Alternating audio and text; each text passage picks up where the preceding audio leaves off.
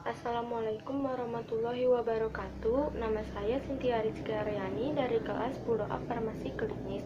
Di sini saya akan menjelaskan tentang teks eksposisi Harta Thorik yang berjudul Hutan di Indonesia. Struktur yang pertama ada tesis, yaitu jika pemerintah tidak dengan cepat bertindak dalam 10 tahun mendatang, hutan Sumatera akan musnah. Hilangnya hutan di Sumatera juga akan diikuti oleh musnahnya hutan di Kalimantan. Pengelolaan hutan tidak hanya menunjukkan adanya tanda-tanda perbaikan dibandingkan tahun sebelumnya. Sebaliknya, kecenderungannya justru akan semakin memburuk. Kebakaran hutan akan terus terjadi dan penebangan liar juga semakin meningkat. Diperburuk lagi dengan adanya rencana pembukaan lahan hutan lindung bagi pertambangan.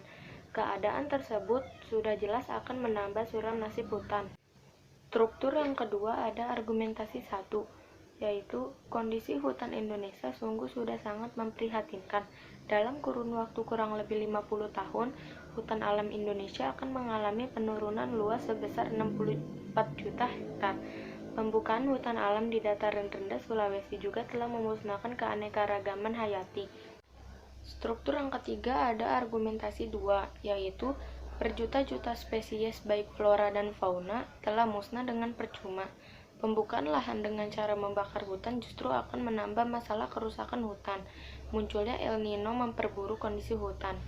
Struktur yang keempat ada argumentasi tiga, yaitu di Pulau Sumatera berdasarkan titik kebakaran yang terjadi di hutan rawa gambut sebanyak 49%, alang-alang sebanyak 13%, hutan dataran rendah sebanyak 10%, pemukiman atau pertanian masyarakat sebanyak 10%, perkebunan sebanyak 8%, dan sisanya rawa atau non-gambut.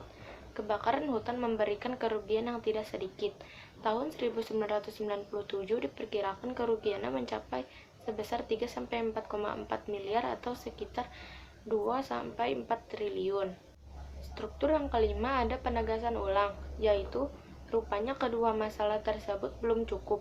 Pemerintah juga menambah masalah lagi dengan rencana pembukaan kawasan hutan lindung yang digunakan untuk area pertambangan.